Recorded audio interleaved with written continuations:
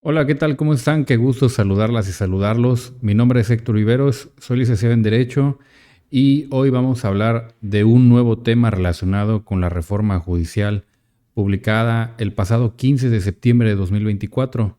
Esta reforma al Poder Judicial de la Federación, que también parece por el contenido de sus artículos, tendrá un importante impacto en el fuero común y por lo tanto en materias de derecho muy cercanas a las personas. En este video voy a platicarles brevemente de cuál van a ser las afectaciones de esta reforma judicial en materia civil y familiar. Esta materia civil y familiar, en particular la familiar, que es la más socorrida de las personas, es la que tiene más asuntos a lo largo y ancho del país.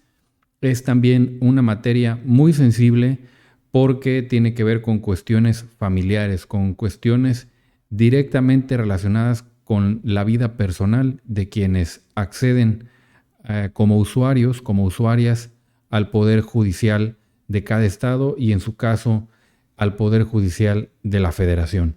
Pero bueno, ¿en qué afectaría esta reforma a la materia familiar, a la materia civil? Bueno, primero vamos a hacer unas aclaraciones pertinentes. En primer lugar, esta reforma tiene como primer objetivo reformar la forma o el procedimiento para renovar a las juezas y a los jueces del Poder Judicial de la Federación. Estas juezas, estos jueces, incluso los ministros, las ministras de la Corte, ¿qué relación pueden tener con la materia familiar? Pues es muy sencillo. La materia familiar tiene dos formas de ubicarse. Por una parte, la materia familiar se estudia como una materia de derecho que está regulada por los códigos civiles, los códigos familiares de cada una de las entidades federativas, de los estados de la República, donde vivimos todos, en Veracruz, en Ciudad de México, en el Estado de México, en Guadalajara, en el Estado de Jalisco, en el caso de Guadalajara.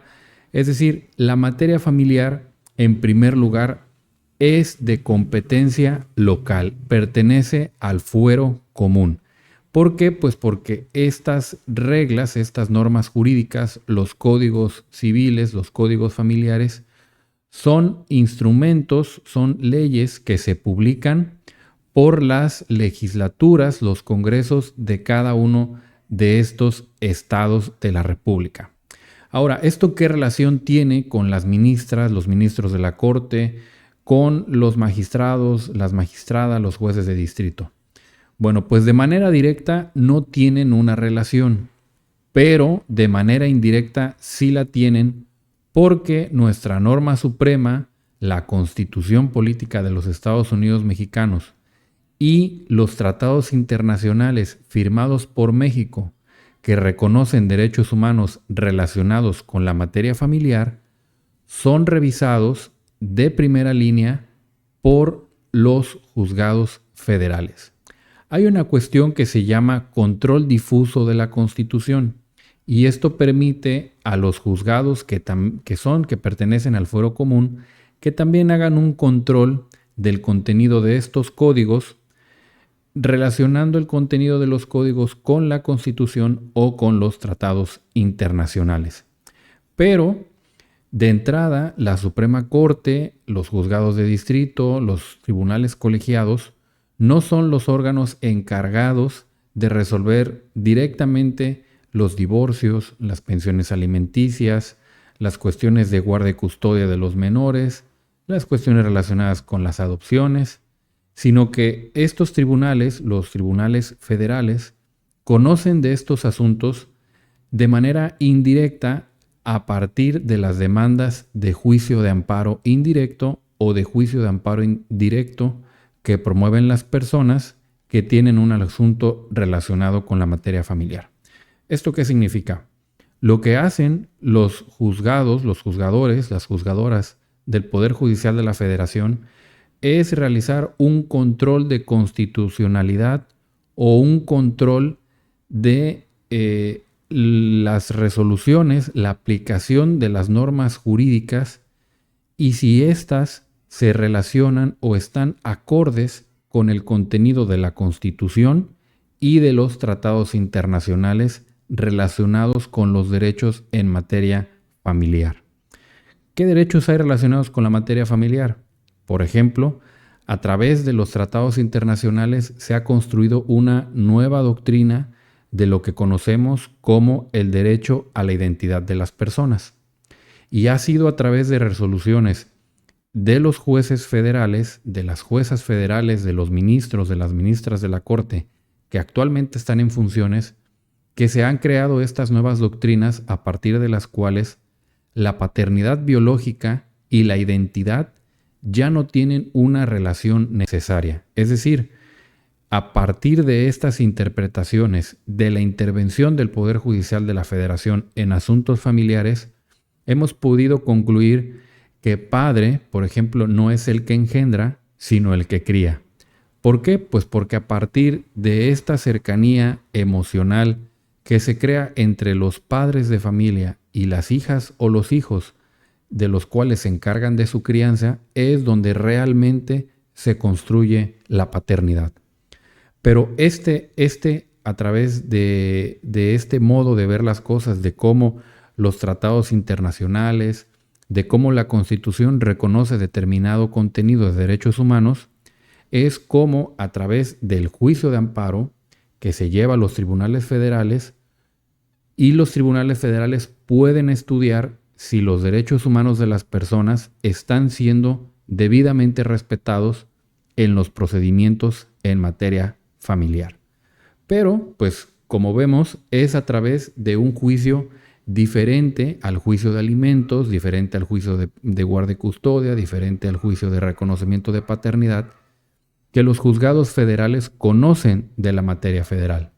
Entonces, esta reforma en la cual se modifica la forma en la que se van a designar o a elegir a los jueces federales, lo que va a alterar es la forma en la que las personas se convierten en juezas, en jueces, en magistradas o en ministros y ministras. Actualmente, en el Poder Judicial de la Federación, esto se hace a través de concursos de exámenes en los cuales el mismo Poder Judicial de la Federación establece cuáles son los requisitos, cuál debe ser la experiencia con la que cuenten las personas que aspiren a convertirse en jueces o juezas de distrito o en magistradas y magistrados de los tribunales.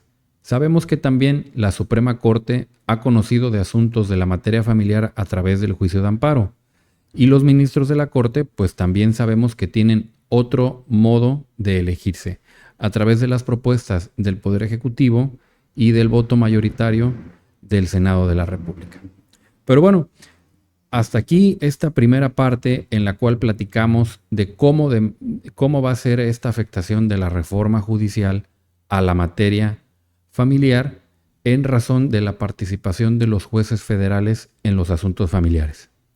Pero bueno, hay una segunda parte de esta misma reforma en la que se plantea en el artículo 116 de la Constitución Política Federal que los poderes judiciales de los estados de la República también deberán ajustar la forma en la que se eligen a los magistrados de los tribunales superiores de justicia, a los jueces, a las juezas de los juzgados de primera instancia y a los jueces también los municipales o los juzgados menores. Bueno, ¿esto qué significa? Significa que de manera indirecta esta reforma a la Constitución está condicionando a futuro el contenido de las constituciones de cada uno de los estados de la República, donde sí se instauran, sí se resuelven de manera natural las cuestiones de derecho familiar. Las personas que quieren tener una pensión alimenticia, que quieren obtener la guardia y custodia de sus hijos, que quieren que alguien pierda el derecho a ejercer la patria potestad sobre un menor, plantean sus escritos de demanda ante los juzgados del fuero común, los juzgados de cada uno de los estados de la República. y es en estos juzgados donde se conoce de manera directa de la materia familiar. ¿Qué afectaciones o qué impacto tiene esta reforma en el fuero común? Bueno, pues como lo comentaba, a partir de la entrada en vigencia de esta reforma a la Constitución Federal, los estados de la República también tendrán que empezar a organizar procesos electorales para poder elegir a las personas que ocupen los cargos de magistradas y magistrados de los tribunales superiores de justicia, a las juezas y jueces de primera instancia, a los juzgados menores y en su caso también a los jueces o a las juezas municipales. Ahora, lo que no dice la Constitución Federal en su artículo 116 es si todos los juzgados, todos los juzgadores o las juzgadoras de los poderes judiciales de los estados también deben ser electos por voto popular. ¿Y por qué esto es importante? Y en su momento las legislaturas, los congresos de los estados deben definir esta situación. Voy a ponerles el ejemplo de mi ciudad, de mi distrito judicial, que es Poza Rica de Hidalgo. Aquí, en mi distrito judicial, tenemos 3 juzgados especializados en materia familiar, un juzgado civil, un juzgado mixto, un juzgado laboral y en otra ciudad, pero que pertenece al mismo distrito judicial y al mismo distrito electoral local, tenemos un juzgado municipal. Es decir, tenemos un total de 7 juzgados en este distrito judicial. De acuerdo con la reforma, el próximo año, en el año 2025, nosotros tendríamos que elegir por voto popular al menos la mitad de las personas que están como titulares en estos juzgados. Si tenemos un total de 7, estamos hablando de que en el próximo año, en el 2025, elegiríamos a 3 o a 4 juezas o jueces para nuestro distrito judicial. Ahora, de acuerdo también con el contenido de esta reforma, el procedimiento para poder postular candidaturas se hará mediante la postulación que hagan los poderes del Estado. En el caso de la reforma a nivel federal, se estableció que el poder legislativo propondría o postularía a 2 personas para cada puesto, el poder ejecutivo a 2 personas y el poder judicial a 2 personas. Es decir, tendríamos, de acuerdo con el modelo de la reforma a la Constitución Federal, la posibilidad de que haya 6 personas aspirantes o 6 personas candidatas o candidatos a ocupar cada uno de estos 4 o 3 juzgados que tienen sede aquí en el Distrito Judicial de Poza Rica en Veracruz.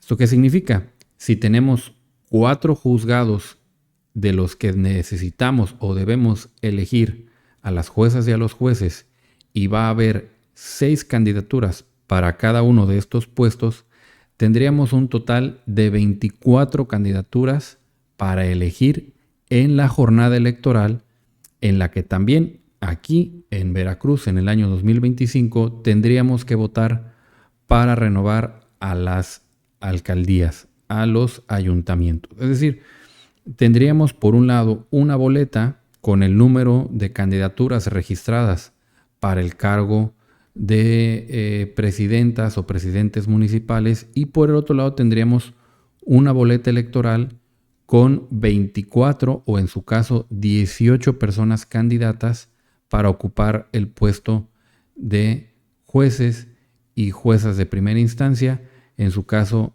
juezas o jueces municipales y en su caso también juezas o jueces del juzgado laboral.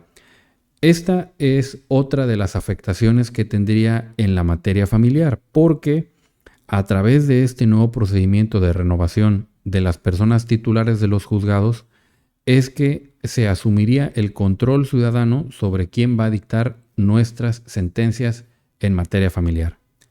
Al igual que en el Poder Judicial de la Federación, actualmente para poder convertirse en jueza o juez de primera instancia, Hay un procedimiento que consiste en la carrera judicial, exámenes de conocimientos y acreditar, por supuesto, pues algunos otros requisitos que señalan los poderes judiciales de cada estado. Pero bueno, ahora, de acuerdo con lo que dice la reforma a la Constitución Federal, lo que es necesario para poder competir, para poder ser electos o postulados para estos cargos de juezas o jueces de primera instancia en materia familiar, pues bastaría con que el Poder Judicial, el Poder Ejecutivo o el Poder Legislativo nos considere en alguna de las dos candidaturas que va a postular para ese cargo.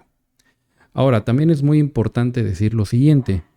De acuerdo con lo que se puede leer en esta reforma a la Constitución Federal, cuestión que deberá ser aclarada por las reformas en los estados de la República, cuando uno vote por los jueces o las juezas de primera instancia, no necesariamente estaríamos votando para que este juez o esta jueza de primera instancia solo realice su trabajo en el distrito judicial donde fue electa o electo.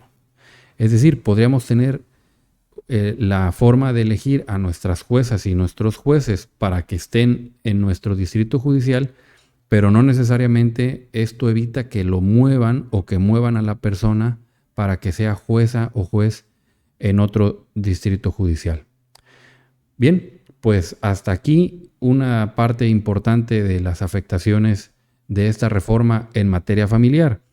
Ahora, esto significa que pues los jueces, las juezas encargadas de administrar o de resolver los asuntos en materia familiar, pues serán a partir de ahora pertenecientes o derivadas de un proceso de elección popular. A través de una elección popular elegiríamos a la persona encargada de resolver los divorcios, las pensiones alimenticias, las guardas y custodias, las patrias potestades. ¿Este nuevo procedimiento garantiza una mejor administración de justicia? Realmente no es así. ¿Por qué? Pues porque la calidad del servicio que puede dar un juzgado no depende de la forma en la que se elige a la persona que es titular de ese juzgado, sino de la capacidad operativa que tenga la persona y las condiciones del juzgado. Esta ha sido una de las partes más criticadas de la reforma. ¿Por qué? Pues porque actualmente los juzgados del fuero común, especialmente los juzgados aquí en Veracruz, se han dado a conocer en todo el país por ser juzgados en los que no se cuenta con equipo de cómputo suficiente, con impresoras suficientes, con papelería, es decir, a veces no hay hojas para poder imprimir, a veces no hay tóner en las impresoras para poder imprimir, hay veces en las que no hay material para la limpieza del juzgado y una serie de cuestiones que no tienen nada que ver con la forma de elegir a las juzgadoras o a los juzgadores, pero que sí impactan de manera directa en la productividad de los juzgados. Otra cuestión también muy cierta y que tiene que ver con esta circunstancia del distrito en el que yo me encuentro, que es Poza Rica, es que, bueno, aquí hay muchos asuntos en materia familiar. Les decía, tenemos 3 juzgados especializados en materia familiar, pero pues también estos juzgados tienen determinado número de personal y aun cuando el personal pudiese ser un poco más, habiendo solo 3 juzgados, solo hay 3 juezas o 3 jueces o juezas y jueces en estos 3 juzgados encargados de resolver todos los asuntos familiares.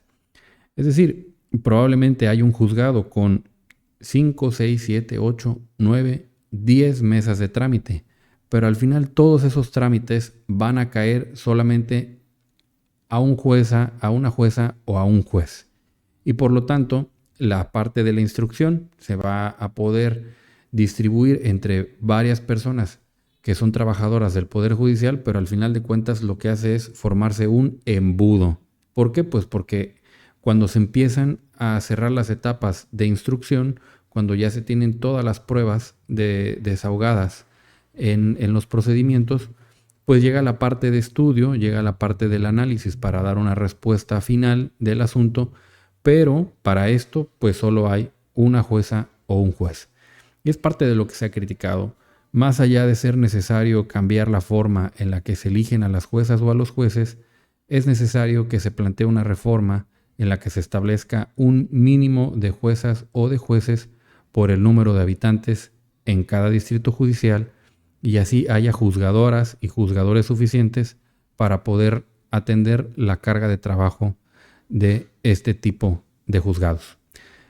Si llegaron hasta aquí, hasta esta parte del video, les agradezco mucho. Les pido por favor que le den like, que comenten qué les parecen estas afectaciones de la reforma a la materia familiar y que compartan también estos videos para que más personas se informen sobre cómo podría afectar esta reforma a sus asuntos que ya se encuentran en trámite o a los asuntos que se van a iniciar después de aplicada la reforma en cada uno de los estados de la República.